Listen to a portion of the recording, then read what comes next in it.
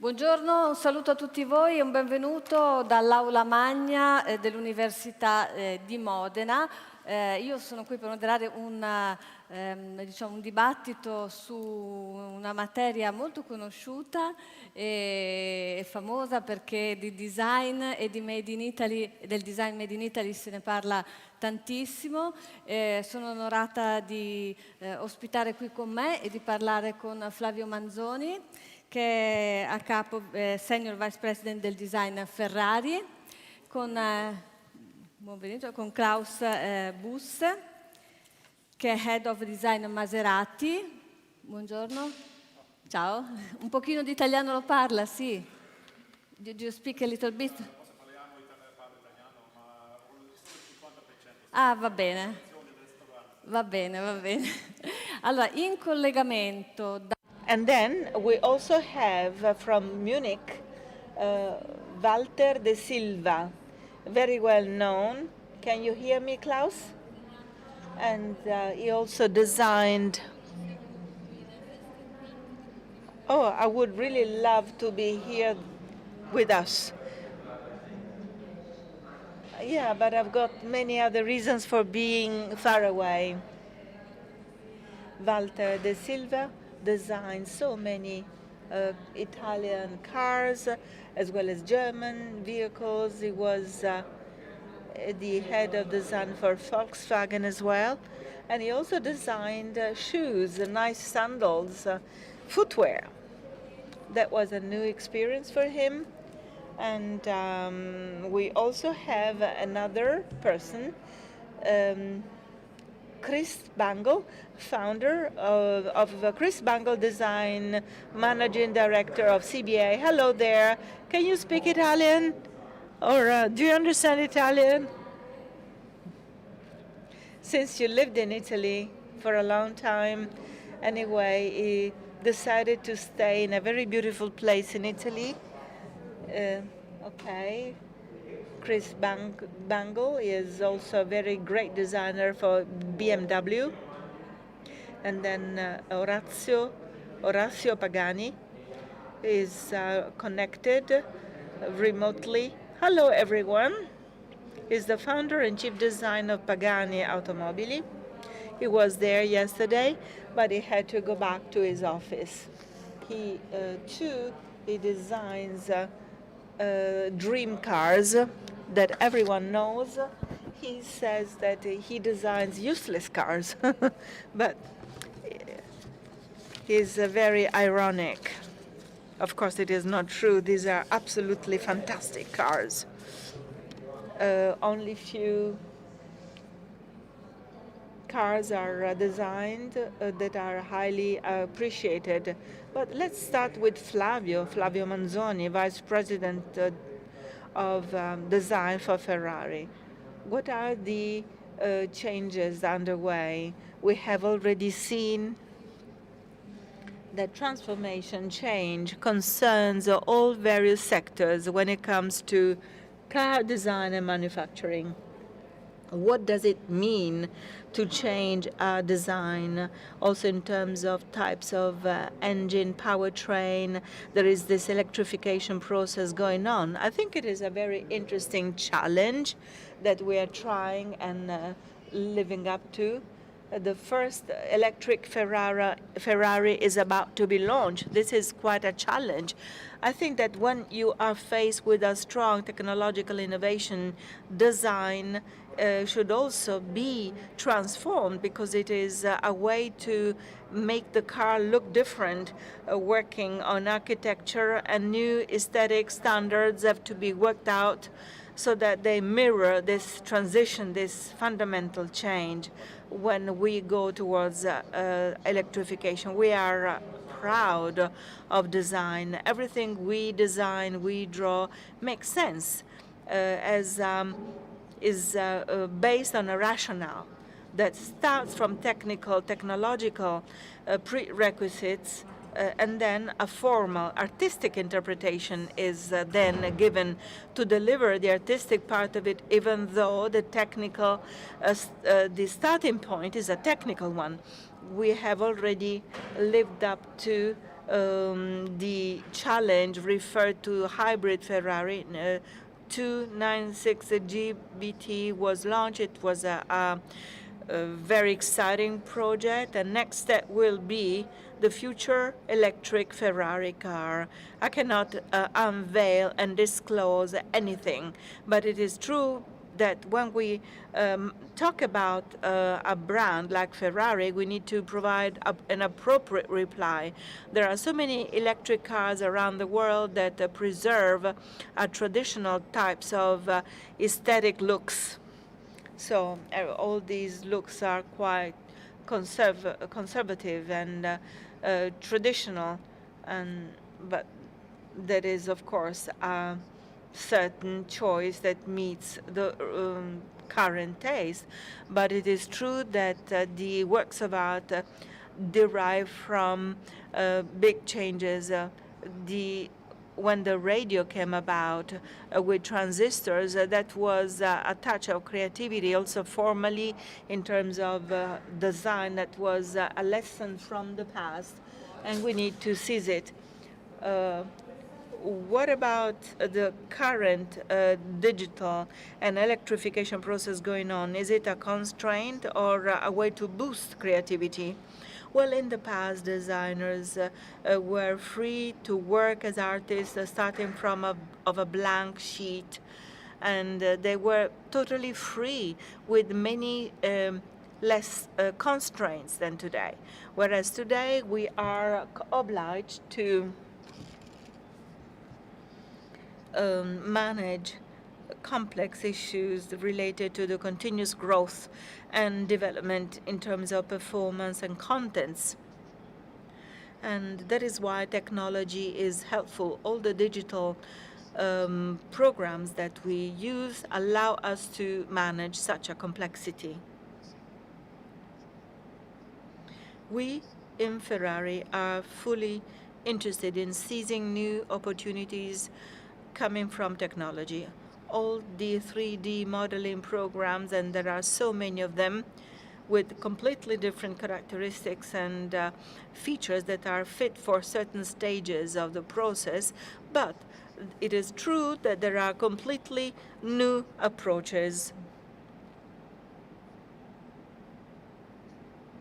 with very interesting applications on the architecture.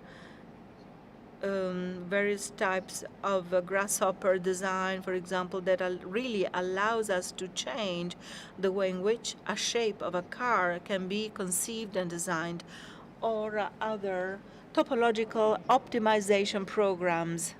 Topological optimization, is that true? Have I pronounced it correctly? Is saying that allow us to design, draw a shape starting from performance, namely the way in which the car has to withstand stress, fatigue, and all the other physical parameters. This is a further challenge for designers. And now, Klaus, could you summarize performance, comfort, and sustainability when at the design stage? How to reconcile them, how to take these three pillars together. Is always at the core of Maserati. And with the MC20, I can very much relate to the challenges that Flavio has when you design such a car. It's all about performance. Design is actually second, but it will be perceived first. Now, sustainability is a very important topic for us because we're a luxury brand, and I think the role of luxury brands and sustainability in today's society needs to be discussed and reviewed.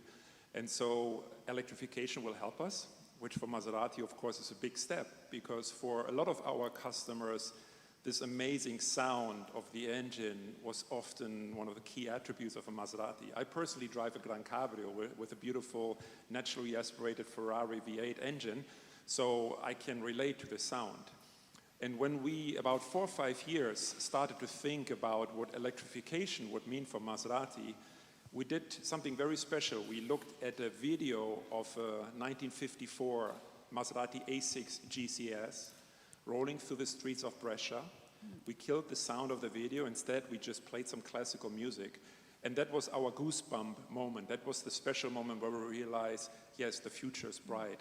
A silent sculpture is even more powerful than a sculpture with sound. And so, again, coming back to sustainability, luxury, our role in society, we know when people see a supercar, one of two fingers will go up, either the thumb or the middle finger. And the good thing is with Maserati, we have, and also Ferrari, we have this Italian positive ambience that we don't want to lose. So creating a beautiful sculpture that arrives in silence is truly a sustainable future for Maserati. Ma, thank you Klaus, ma Chris Bangle, il suono, diciamo, Chris, now, the sound of batteries, because it is like whiz, does it take any charm and fascination away from a car? I want to be provocative, okay? The superstar, the super sports car of the future, or the flying car for the future, it might be fascinating on the one hand, but what about the sound of the engine? It is missing. It is something that the true lovers call it music to their ears rather than noise. What about you? From your point of view, does it add or take fun and excitement away? How can you really make it more sexy and appealing through design and making up for the loss of sound to you? Chris, yeah. Klaus is right when he says that there is a clear distinction between the ones that really love a sports car when they hear them coming, and the others that really are fed up with them. I remember when I saw the first electric car in Fiat, Cantarella was there close to me and looked, zip, zip, zip, and asked him, well, what do you think? What about the future? No way, this won't be the car of the future because the sound is missing. I mean, so if such a sound could be, of course, be replaced with other elements, with music, okay, who knows, but also focus on other interiors. It can be artificial on the outside, artificial on the inside, for example. That might be a question mark. But if there's something for sure that the designer's role in the future is not just that of somebody designing a shape or or noise, but there is a lot between A and B. I mean, while you are in an A position or a B or D position, and whether you are a driver or a passenger, you really enjoy the car before and during the driving experience. And so we can also change the car's aspect. And thanks a lot. At a certain point, you said that design is the physical part of a metaphysical concept. What about this metaphysical concept? I mean, when does it come into play? How to interpret it? Extensiation, this word means making something intangible into something tangible. As Flavio was saying, it is like Flavio, I really hope that I understood you right. There are so many elements that have already been seen, but new technologies and opportunities are there. What about new aesthetic code standards, as I said at the beginning? I am really looking forward to what Ferrari is about to do in terms of the new aesthetic code. A code is an intangible concept. It's a word. Even words are dynamic and intangible until you get to a shape that you can touch and that is tangible material, and that is the designer's role. If you've got an idea of something new, you first need to discuss what you have in your mind, and then translate this meta level to a physical level. You need to interpret and create models in such a way. That's what I mean. Thank you. Walter da Silva, as you know, as you probably have read on many newspapers, the last news is that he designed a car for the Chinese. It's an hybrid car, an e-car, and he's here to launch this challenge at the Motor Valley Fest. So, Walter, we saw the design of this car. We saw the presentation that you made in Shanghai. Can you tell us a little bit more about this challenge? Thank you. It's not Walter da Silva, first of all. He's a designer. And I had the chance, the honor, the possibility to speak about this project. It is a very interesting project because I cooperate with engineers, technicians, experts of great reputation and of great value. So I took this challenge, if you want. The fact that it will be produced, manufactured in Reggio Emilia, in the Motor Valley area, and all the aspects relating to the financial and political aspects. Well, I'll leave this aspect to other people, to other experts. I'm fortunate because I wake up every morning and I take care of the planning. This adventure is very interesting. I accepted this challenge because it's not just about one car, it's a family of different cars. So this suits perfectly in my story of designer, because I've always been planning cars. I have a team of great experts helping me out. And at the same time, I always had to be careful for the branding of cars I have been working with my profession. This being said, I fully share the comments made by Flavio, Chris. I fully agree with them. I believe that giving an aesthetical aspect to the functional aspect and combining these two aspects is really fundamental. And that's what I'm already doing in all projects I care for. Yes, I always set an objective before acting, a primary objective, a first point. I think about aerodynamics. In a city car, I immediately think about the way a person can easily come out from the car. When I speak about a sport car, I speak about sex appeal. When we speak about the Barilla pasta, we speak about design. Well, I design, for example, when we design an object, we give ourselves a priority, and we try to actually live like that. Thank you. I would like to thank my colleagues and my experts, which are the ones who promote the projects I'm doing in the first place. It's really a very important challenge, I would say. You are very renowned at world level. And so this is the country, the place where the nicest, the most beautiful cars are being manufactured. So this probably will convince you to put the bar higher when it comes to competitiveness. No, Maria, you know that I always had kept the bar very high. This is a very positive factor when it comes to competitiveness. The greatest changes are also very important to stimulate, to boost new challenges and new kinds of vehicles.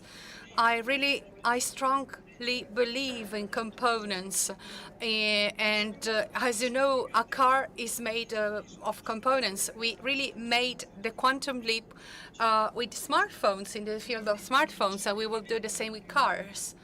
So everything what becomes more and more difficult to be solved and to be interpreted. Well, I just welcome the challenge.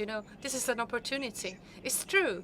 We see that as a very important challenge. We are the last who came on this market. We have to be modest, and we have to be really careful in a world of cars, of sport cars, of luxury cars that have an extraordinary history.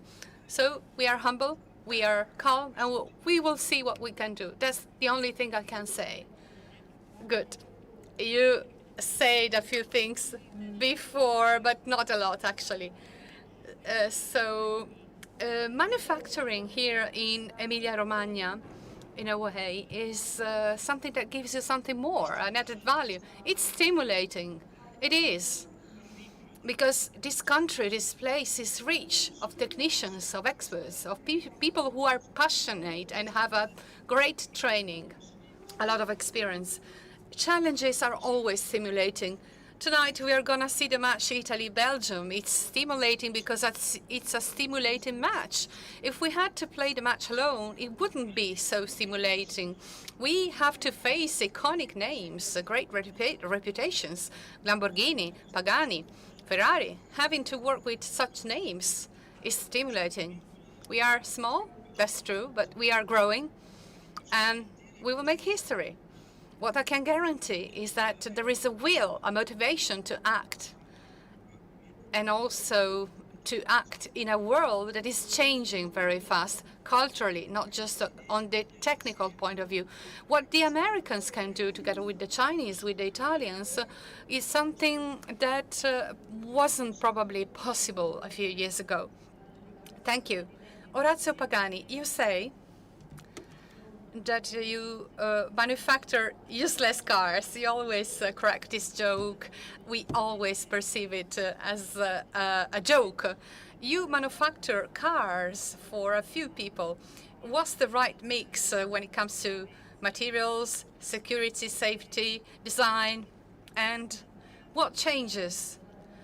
What's going to change with the new technologies and with the fact that we will have more and more to shift towards the electric cars? Well, this joke, I always crack this joke just to say that these are not cars we use when we bring our children to school, right?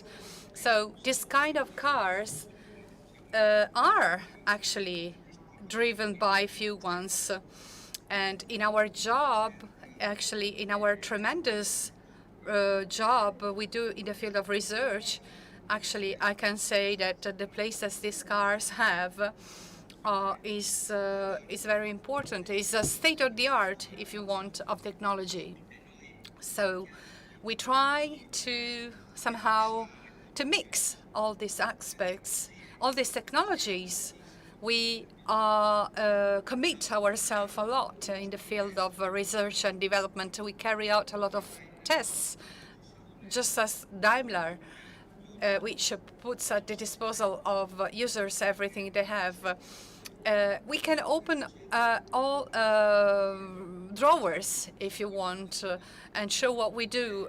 It wouldn't be possible in other kinds of realities, if you want. As far as the changes are concerned, I can share what my colleagues said beforehand, in the sense that we started in 2018 with the project of a completely electric car, a totally brand new car, but nobody asked us, no customers ever showed interest in a car which could be fully electric. And we tried to understand if their vision was oriented on that. It's much more stimulating for us to face a subject, to touch upon a subject when we do not have a customer yet. Somehow, we speak about cars which are totally new, and now we will be presenting a new car in 2023. We have a set of 99 cars. We already have 64 potential customers for that. the e-cars, the e-car is a stimulus. It's a very important stimulus for us. And it's even more stimulating and fascinating to touch upon this subject. Because people today are ready to buy a supercar because they like the brand, they like the changing gears, they like to hear the roaring of engine. So we need to stimulate the creativity to promote such objects and to make them known, to make them attractive in the real sense. And these are cars that really give emotions, and we have to boost this creativity. How does it work inside our area? How can we boost the creativity? How can creativity be implemented in the process? As you know, I always refer to the fact that we had an incredible man in the Renaissance who told us more than 400 years ago that art and the experience are two things that can go hand in hand. This man was Leonardo da Vinci. I discovered that when I was very young, and I took it as an inspiration to when I create a model. So in our creative area, in our lab, we can coexist the different materials, the design, the work that electronic engineers do, the calculations, the dynamics of the vehicle itself. And I do something. I change the position, if you want. I work with 4 different experts, and I try to change the mindset so that each other can be influenced by the experts. The car is something unique, and the language should be unique.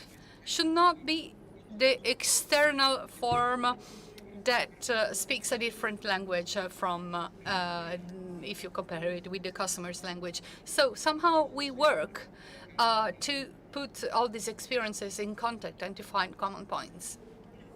Thank you.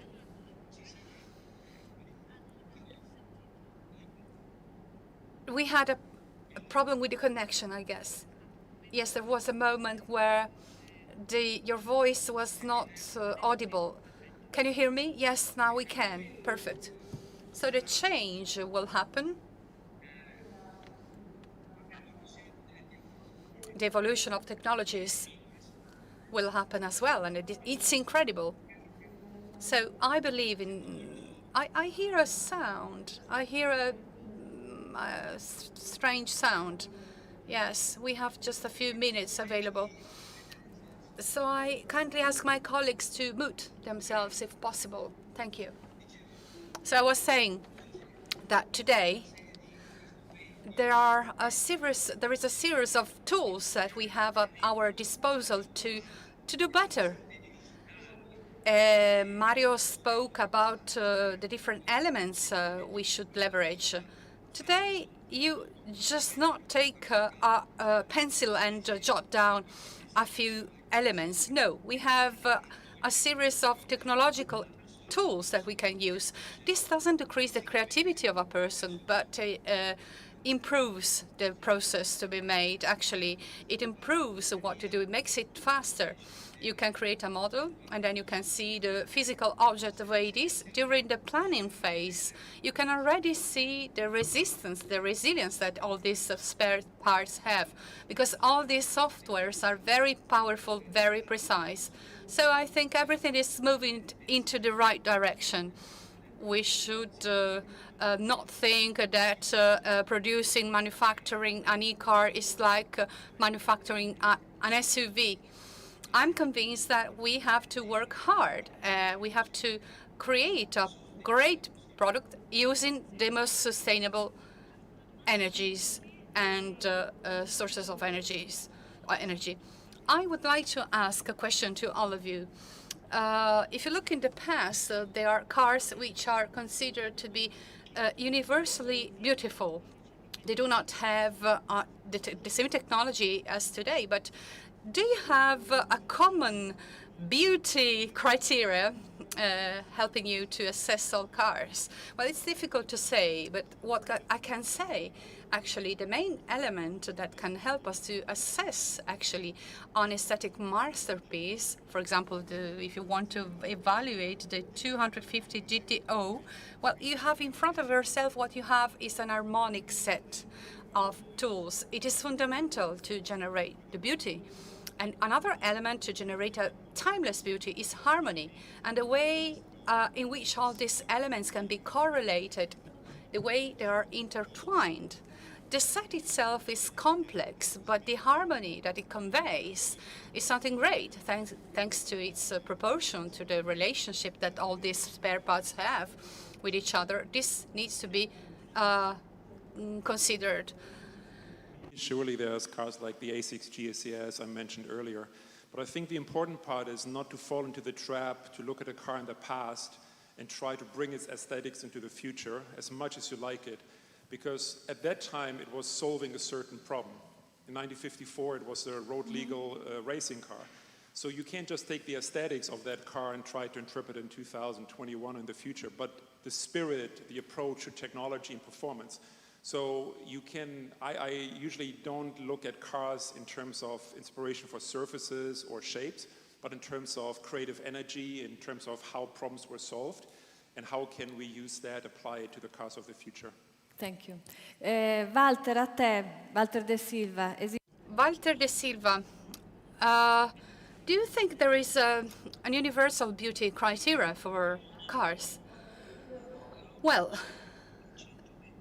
car has 120 years of history, if you want. So every period had its own icons, and I would like to mention the Citroën SC19 because it was very advanced in that period, but it was also, as Pagani said, a set encompassing all possible disciplines: the dynamics, the comfort, the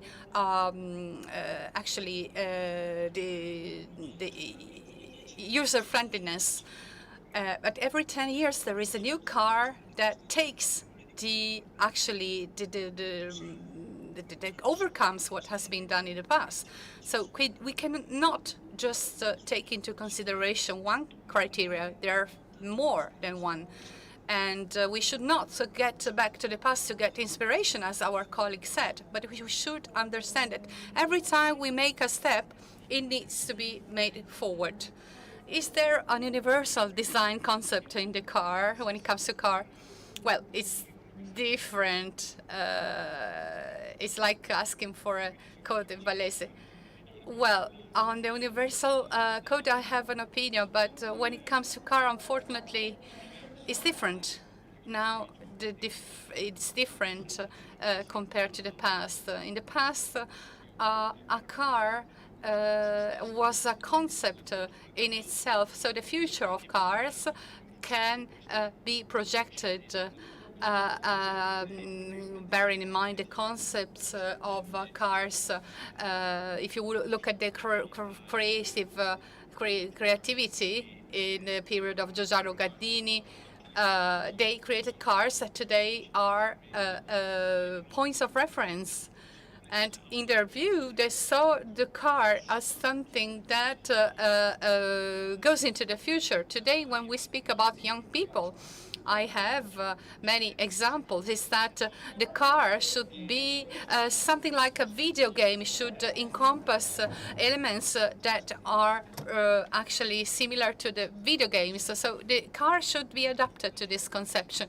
So when people speak about beauty, it is difficult to put this into relation with the word innovation. Who wants to go to drive a beauty to be innovative? I mean, beauty is beauty, and is something that belongs to the past. So the word beauty is a corner where innovation does not have any place.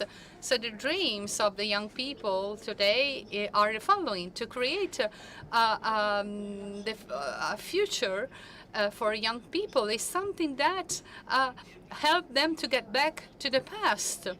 or they disconnect completely the concept of beauty from the innovation. Thank you. Lorenzo Pagani, you create dream cars as well. Is there a universal code when it comes to beauty, to cars, if you had to encompass technology, the environment, and yes, when we look for the beauty, we used to have fantastic cars in the past that Ferrari used to manufacture. For example, 250 model was made with a hammer. And this created the incredible forms. Now, all these shapes, these forms can be created with other technologies. And our role, first of all, is to understand what the customer wants. That's the most important thing. I don't want to create a model that I like. I should create a model that the customer likes. And this is the main point. Sometimes and one should research, should look for, yes, we lost the connection, the audio. So the research should be the research for beauty, and we should not follow the fashion trends. If you want to create a fashion model, it's fake. If you just grasp all the concepts that you see around, you put them together, you create something fake.